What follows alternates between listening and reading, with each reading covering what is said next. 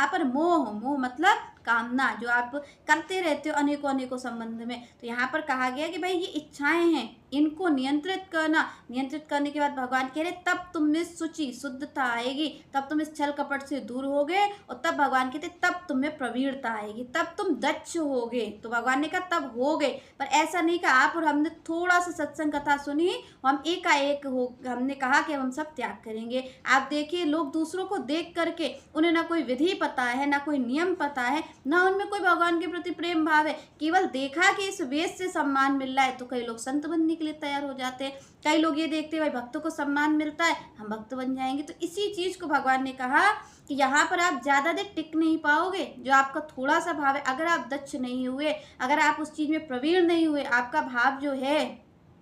कि मैं भगवान का हूँ या मैं भगवान की ओर चलूंगा, अगर ये भगवान कहते हैं कि नहीं हुआ एकाग्र आपका मन, तो आपका यही होगा कि आप अभी तो छोड़ करके गए हो और कुछ दिन बाद फिर इसी में ही लौट लौट के आओगे। आप देखो कि जो संत जन होते हैं, जो वेश धारण करते हैं, वो जाकर के तो पहले परिवार को छोड़ करके और रहने लग जाते हैं जाकर के धाम में, तो कितने दिन, क्योंकि उसके बाद आप देखिए कि कुछ दिन तो वो कुटिया बना के रहते, फिर अनेक अनेक आश्रमों का निर्माण कर देते हैं वो। तो ये क्या है, आप ईंट के मकान से गए और आपने अनेकों अनेकों आश्रमों का निर्माण कर दिया जा करके, तो आपने अनेकों अनेकों घर को ही बना दिया। और आप देखिए एक गृहस्थी छोड़ करके संत जाते हैं और दूसरी गृहस्थी शिष्यों के रूप में बना लेते हैं, अनेकों अनेक शिष्य बना लेते हैं। तो ये जो आपने किया, तो भगवान ने कहा इसका क्या है, ये इसी का परिणाम है कि आपने अपने भाव को एकाग्र करे बिना, जिसको भगवान ने कहा भाई दक्षता होनी चाहिए, इसके बगैर आप चल दिए, तो भगवान ने कहा ये इसका परिणाम होता है। तो यहाँ पर भगवान ने कहा भाई भक्त कैसा हो, ये चीज आए, पर इनमें जब तक प्रवीण नहीं हो जाता